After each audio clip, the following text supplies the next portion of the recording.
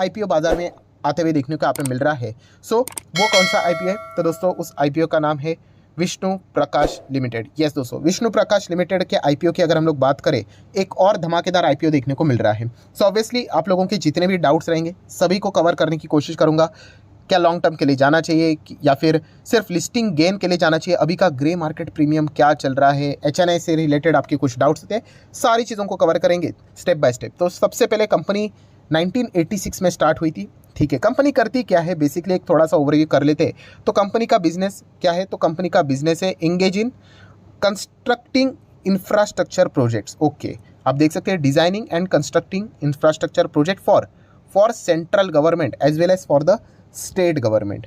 ठीक है, तो बहुत सारे इनके अगर आप क्लाइंट देखोगे तो आपको सरकारी क्लाइंट्स देखने को मिल जाएंगे, प्लस उसी के साथ साथ कुछ उसी से जुड़े हुए बॉडीज़, प्राइवेट बॉडीज़ भी आप लोगों को देखने को मिलेंगे। तो 9 स्टेट में कंपनी काम करती है including 1 union territory in India. ठीक है, देन अगर हम लोग बात करेंगे दोस्तों तो कंपनी ने कुछ अपना परफॉर्मेंस की यहाँ पे बातें बताई है कि क्या क्या चीज़ें प्रोवाइड करते हैं। तो अगर हम लोग इनके ऑपरेशंस को कैटेगरी वाइज डिवाइड करने जाए, सो 4 कैटेगरीज उन्होंने बताया। सबसे पहले वाटर सप्लाई प्रोजेक्ट्स में कंपनी काम करती है, रेलवे प्रोजेक्ट में कंपनी काम करती है, चलो मतलब हम कह सकते हैं एक और इसी से रिलेटेड काम करने वाली कंपनी आ रही है। रोड प्रोजेक्ट में भी कंपनी का योगदान है, एंड इरिगेशन नेटवर्क के जो प्रोजेक्ट्स होते हैं, इन 4 चीज़ों में कंपनी काम करते हुए देखने को मिल जाती है। ये चारों कंपनीज को अगर आप देखोगे, खास करके रोड की बात करें, वाटर सप्लाई की बात करें, रेलवे की बात करें, ये सारे प्रोजेक्ट्स अगर देखोगे यस ये सरकारी टाइप के प्रोजेक्ट्स है, मतलब यस सरकार ही इनको यहाँ पे प्रोजेक्ट्स देंगी। ये चीज़ें हम लोग को देखने को यहाँ पे मिल जाएंगे। नेक्स्ट अगर हम लोग बात करेंगे, कंपनी ने कुछ अपने कॉन्ट्रैक्ट से रिलेटेड बातें यहाँ पे बताई है, अलग अलग डिपार्टमेंट से रिलेटेड बातें यहाँ पे बताई है। सो मैक्सिमम चीज़ें आप देख सकते हो, जोधपुर से रिलेटेड आपको प्रोजेक्ट्स देखने को मिल जाएंगे। राजस्थान की बात वापस उन्होंने यहाँ पे की है, then Rajasthan again, then Gujarat की बात उन्होंने यहाँ पे की है। ठीक है, देन थोड़ा सा और आगे जाएंगे तो जयपुर आपको देखने को मिल जाएगा। ठीक है, तो राजस्थान साइड की अगर हम लोग बात करें तो ज़्यादा चीज़ ये देखिए, अगेन एक राजस्थान का नाम, देन भोपाल मध्य प्रदेश का नाम सामने आ रहा है। सो खास करके हम लोग को राजस्थान साइड की चीज़ें, इनके प्रोजेक्ट्स ज़्यादा चलते हुए देखने को यहाँ पे मिल रहे हैं। तो राजस्थान के और अगर कोई यहाँ पे रहता होगा तो शायद से उन्होंने इस कंपनी का नाम पहले भी यहाँ पे सुना होगा या फिर देखा भी होगा। देन अगर हम लोग यहाँ पे बात करेंगे तो कुछ आईपीओ से रिलेटेड डिटेल्स को हम लोग स्टडी कर लेते हैं फटाफट। जैसे कि आईपीओ की डेट क्या है? तो 24 अगस्त की इसकी शुरुआत यहाँ पे होने वाली है। 24 के बाद आप देख सकते हैं 28 तक यह आईपीओ यहाँ पे चलने वाला है। देन अगर हम लोग बात करें फेस वैल्यू 10 का है, तो ठीक है, अच्छे खासे 3 मल्टीपल ऑप्शन आ जाते हैं। फेस वैल्यू 10 का रहेगा तो भविष्य में कभी स्प्लिट हो सकता है, 5 का स्प्लिट हो सकता है, 2 का हो सकता है, 1 का हो सकता है। ठीक है, एक जस्ट ऐसे ही फॉर्मेलिटी के लिए बोल दिया। देन प्राइस बैंड की बात करें 94 से लेकर 99, ये तो फॉर्मेलिटी आपको पता ही है, हर कोई कट ऑफ प्राइस के लिए सिलेक्ट करता है अगर आप रिटेल के लिए जाते हो। तो अगर आप एचएनआई कैटेगरी में जाओगे तो आपको पता है कट ऑफ प्राइस सिलेक्ट टिक करना नहीं होता है, उसको अनमार्क करके यस जो 99 प्राइस लिखा हुआ है उसको आपको मैन्युअली सिलेक्ट करना पड़ता है। लॉट साइज़ की बात करें तो 150 का है। ठीक है, टोटल कितने का ये इशू है? तो 300 करोड़ का हम लोग को इशू देखने को यहाँ पे मिल रहा है। ठीक है, तो ये चीज़ें देखने को मिल गई। देन अभी नीचे आ जाते हैं, अगर आप एम्प्लॉई है तो आपको डिस्काउंट भी मिल जाएगा, एनएससी बीएससी दोनों के ऊपर लिस्ट हो जाएगी। ठीक है, देन अगर हम लोग यहाँ पे बात करेंगे तो रिजर्वेशन देख लेते हैं। ठीक है, रिजर्वेशन से हम लोग को एक अंदाज़ा आ जाता है कि आईपीओ लगेगा कि नहीं लगेगा। तो क्यूआईबी के लिए तो 50 है, ठीक है हम बोल सकते हैं। एचएनआई के लिए बात करें तो 15 रहता है। यस, रिटेल इन्वेस्टर की बात करें तो यस बहुत सारे रिटेल इन्वेस्टर वापस खुश होते हुए देखने को मिलेंगे, क्योंकि 35% के आसपास कोटा रिटेल इन्वेस्टर के लिए रखा हुआ है। देखिए बहुत सारे लोग नाराज़ भी हो जाते हैं, कमेंट में लिख भी लेते हैं कि सर अगर पूरा 100% भी रिटेलर्स के लिए रखेंगे तो भी नहीं मिलेगा। देखिए अभी मार्केट से रिलेटेड अवेयरनेस बढ़ चुकी है। एक ज़माना ऐसा था कि मुश्किल से 1 करोड़ भी डीमैट अकाउंट नहीं चलते थे, अभी आप देखो कि 12 करोड़ से ज़्यादा डीमैट अकाउंट है, एंड मैक्सिमम लोग आईपीओ के लिए ही ओपन कर चुके हैं। ठीक है, मल्टीपल अपने फैमिली मेंबर्स के नाम पे ओपन कर लेते हैं। सो कंपटीशन तो बढ़ेगा, एंड आपको बताना चाहूँगा कि अभी ये कम नहीं होने वाला है, आने वाले समय में ये चीज़ें और ज़बरदस्त बढ़ने वाली है। ठीक है, अभी आपको मतलब बोलते हैं ना, किसी को एक आध बार लगा होगा आईपीओ, आने वाले समय में उसके भी चांसेस बहुत कम हो जाएंगे। ठीक है, इतना पार्टिसिपेशन बढ़ रहा है तो उसका तो कुछ किया नहीं जा सकता, आपको पार्टिसिपेट करना पड़ेगा, ये तो लक का खेल है। ठीक है, देन अगर हम लोग बात करेंगे दोस्तों तो टाइम टेबल क्या है, चलो चेक कर लेते हैं। सो जैसे आपको बताया 24 को शुरुआत होगी, 28 मंडे को यहाँ पे क्लोज होगा। बेसिकली 3 दिन यहाँ पे ओपन रहता है, बट बीच में छुट्टी यहाँ पे आएगी, तो ये एक पॉइंट हम लोग को देखने को मिल रहा है। ठीक है, अप्लाई करने के लिए जैसे पहले दिन मैं तो कभी भी अप्लाई नहीं करता हूँ, क्या पता मार्केट में कुछ 19-20 हो जाए, आपको पता है ये सारी सिचुएशन ऐसे ही चलती है। देन अगर बेस्ट डे अप्लाई करने के लिए होता है वो सेकंड डे होता है। ठीक है, या फिर थर्ड डे लास्ट डे जो रहेगा, तो अर्ली जितना हो सके आप अप्लाई कर लेना, ये बेसिक चीज़ें आपको पता होनी चाहिए।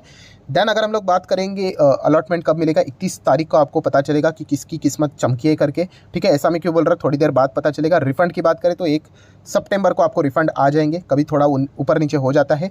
एंड 4 सितंबर को डीमैट में शेयर्स आ जाएंगे। एंड लिस्टिंग की अगर हम लोग बात करें तो 5 तारीख को हम लोग को लिस्टिंग होते हुए देखने को मिलेगी। ये पॉइंट फिलहाल तो यहाँ पे बताया जा रहा है। वो मैंडेटरी वाला जो खेल है ना, जो बताया जा रहा है कि फटाफट लिस्टिंग होना चाहिए, हाँ वो दिसंबर से स्टार्ट होने वाला है। हाँ बट सितंबर ऑनवर्ड से कंपनी मतलब सेबी ने बोला था जिन जिन कंपनी को फटाफट लिस्टिंग करवाना है तो वो चाहे तो यहाँ पे करवा सकते हैं करके, ठीक है। देन अगर हम लोग बात करें अगर कोई यूपीआई के थ्रू यहाँ पे अप्लाई करने जाएगा तो आखिरी दिन आप देख सकते हो 5 बजे तक का भी टाइमिंग यहाँ पे बताया हुआ है जो मैंडेट कन्फर्मेशन के लिए। देन लॉट साइज़ की बात करें तो ये भी एक अगेन फॉर्मेलिटी होती है, बट पता होना चाहिए एक लॉट साइज़ 15,000 के आसपास है। रिटेल की बात करें भाई आपको पहले ही बता देना चाहूँगा, ऐसा डायरेक्टली मत पकड़ लेना, बट ज़बरदस्त यहाँ पे जीएमपी देखने को मिल रहा है। तो रिटेल कैटेगरी भर भर के आने वाली है, तो एक लॉट के लिए ही जाना सेंसिबल बात है। आप 13 के लिए जाओगे एंड अगर आपका नाम आया कि आपको आईपीओ मिला तो कोई खुश होने की जरूरत नहीं, आपको एक ही लॉट 150 शेयर्स ही यहाँ पे मिलने वाले। इसका लॉजिक मैंने पिछले आईपीओ एरोफ्लेक्स का आईपीओ था वहाँ पे मैंने आप लोगों को बता दिया था। सेम चीज़ एचएनआई कैटेगरी में भी देखने को यहाँ पे मिल रहा है, ठीक है। ये भी पॉइंट आप लोगों को पता है यहाँ पे होना चाहिए। देन अगर हम लोग बात करें बिग एचएनआई के लिए आपको 68 के लिए जाना पड़ेगा एंड स्मॉल एचएनआई के लिए जाओगे तो 14 के लिए अगर आप जाओगे तो ही ठीक यहाँ पे रह सकता है।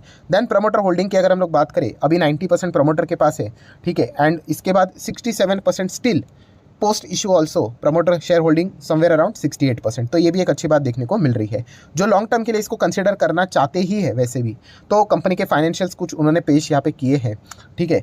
सो आप देख सकते हैं कंपनी के असेट्स कितने हैं 331,497 800 के आसपास, ऑब्वियसली रुपीज़ इन करोड़ की बात हो रही है। कमाई कितनी होती है 487 700 1100 करोड़ के आसपास की कमाई है। प्रॉफिट कितना बचता है 18 करोड़ 40 करोड़ 90 करोड़ के आसपास, तो सब कुछ ही अच्छा देखने को मिल रहा है। नेटवर्थ की बात करें टोटल 100 150 300, रिजर्व्स एंड सरप्लस की बात करें 85 130 219 एंड कर्जे की बात करें 100 176 250। तो कर्जा बढ़ रहा है तो सडनली ये मत बोलना अरे कंपनी खराब है, नहीं। साइड में देखो ना, वो कंपनी ने बोला है ना, पैट भी देखो कंपनी का बढ़ते जा रहा है। हाँ खराब बात कौन सी होती है कि अगर कंपनी का पैट नीचे जा रहा है एंड कर्जा लगातार बढ़ते जा रहा है, ठीक है, तो फिर वो डेंजरस पॉइंट यहाँ पे बन जाता है। सो कोई बात नहीं, कंपनी अच्छा प्रॉफिट कमा रही है तो इस चीज़ के चलते सारी चीज़ें सॉर्ट आउट यहाँ पे हो जाएगी। मार्केट कैप की बात करें तो 1200 करोड़ का मार्केट कैप बताया जा रहा है, मतलब एक स्मॉल कैप कंपनी है। Then return on capital employed बात करें 33% के आसपास बताया हुआ है। बाकी सारी चीज़ें ईपीएस एंड आप यहाँ पे देख सकते हो। तो ये आईपीओ क्यों लाया जा रहा है, उसका ऑब्जेक्टिव की बात करें तो कैपिटल एक्सपेंडिचर के लिए चाहिए, देन वर्किंग कैपिटल रिक्वायरमेंट के लिए एंड जनरल कॉर्पोरेट पर्पस, ये तो हम लोग सिर्फ पढ़कर यहाँ पे छोड़ देते हैं। अभी आ जाते हैं एकदम मुद्दे की बात। देखिए कोई भी आईपीओ में ऐसा ब्लाइंडली नहीं जाना होता है, इतने सारी चीज़ें हमेशा 5 मिनट लगता है स्टडी यहाँ पे करना होता है। अभी आ जाते हैं मुद्दे की बात के ऊपर, क्या लॉन्ग टर्म के लिए जाना चाहिए या फिर सिर्फ लिस्टिंग गेन के लिए। तो हमेशा मेरा जवाब आपको पता ही है, बट हर वक्त मैं ये चीज़ों को कवर करते रहता हूँ क्योंकि बहुत सारे नए लोग इस चैनल से जुड़ते रहते हैं। तो कभी भी मैं आईपीओ में लॉन्ग टर्म के लिए इनिशियल स्टेज पे तो नहीं जाता हूँ, ठीक है। जब भी मुझे अगर कोई आईपीओ मिलता तो है नहीं, बट अगर मिला तो मैं पहले लिस्टिंग गेन के लिए ले लेता हूँ, उसके बाद मैं स्टडी करूँगा इसके नंबर्स आएंगे कैसा चल रहा है करके, ठीक है। एंड अगर मुझे लगा कि हाँ कंपनी डिसेंट है देन डेफिनेटली कोई फर्क नहीं पड़ता। ऐसा कितना फ़र्क पड़ेगा, 100 रुपये का शेयर कितना 2000 सीधा थोड़ी ना जाएगा। सो आराम से हम लोग बाद में लॉन्ग टर्म के लिए विचार करेंगे। पहला तो मेरा प्रेफरेंस रहेगा, ये मैं अपने हिसाब से बात कर रहा हूँ, लिस्टिंग गेन के लिए। अभी लिस्टिंग गेन के लिए जीएमपी तो अच्छा होना चाहिए, वरना जाके फ़ायदा ही क्या है। तो चलिए अभी के करंट सिनेरियो के हिसाब से अगर आप देखोगे 99 रुपीज़ प्राइस इस आईपीओ का देखने को मिल रहा है एंड करंट सिनेरियो के हिसाब से 66 रुपये का कमाल का प्रीमियम देखने को मिल रहा है। अभी 66 एंड 99 इसको 100 ही कर दो तो 66% इधर ही हो गया, मतलब 66% का प्रीमियम हम लोग को देखने को मिल रहा है। मतलब लिस्टिंग अगर कर दे इसको तो आप पकड़ लेना 60-70% के आसपास प्रीमियम की ओर लिस्ट होते हुए देखने को मिलेगा। अगेन कह रहा हूँ दोस्तों, जो भी बिगिनर होते हैं उनको लगता है ये गारंटी है, गारंटी कोई नहीं है। अगर मार्केट मान लो कोलैप्स हो गया, कुछ हो गया, तो ये 66 बनने के लिए भी टाइम नहीं लेगा। ये बात हमेशा याद रखना, ये आज के सिचुएशन के हिसाब से मैं बात बोल रहा हूँ, ठीक है। हाँ ये दोनों तरफा चीज़ें हो सकती है। अगर मार्केट में एकदम कमाल की तेज़ी आ गई, नैस्डैक एकदम सब धमाकेदार परफॉर्मेंस दिखा दिया, तो ये 66 का 166 भी हो सकता है, ठीक है। दोनों तरफा चीज़ें चलती है, आपको पता है। बट येस 66% फिलहाल के हिसाब से ये चीज़ें देखने को मिल रही है, तो नॉट बैड ना इतना सा मतलब रिस्क लेने के लिए लिस्टिंग गेन के हिसाब से। एंड वो भी तो तुक्का ही टाइप तो है, लक के हिसाब से चल गया तो ठीक है। तो एक सेंसिबल आईपीओ है। आप चाहो तो जीएमपी के लिए मतलब लिस्टिंग गेन के हिसाब से आप क्या कर सकते हो, चाहो तो इस आईपीओ को कंसीडर कर सकते हो। ऑब्वियसली ये कोई रिकमेंडेशन है, फाइनल डिसीजन तो मैं आप ही के ऊपर छोड़ना चाहूँगा। ऑब्वियसली मैं इस आईपीओ में 99.999% यस जाने ही वाला हूँ। अभी इतना भी 99 क्यों बोला, क्योंकि जैसे मैंने बोला ना मार्केट अनसर्टन है। अगर एकदम ही कुछ एक्सट्रीमली अगर हो गया तो फिर मैं आप लोगों को बता दूंगा, बट ऐसा सच कोई बताने की जरूरत नहीं। ये मेरी साइड से थोड़ा सा सेफ्टी के लिए ये सारी बातें यहाँ पे बोल दी है। तो कमाल का आईपीओ है, धमाकेदार आईपीओ है, सॉलिड लिस्टिंग गेन यहाँ पे एक्सपेक्टेड है। सो जरूर आप चाहो तो इसको कंसिडर कर सकते हैं।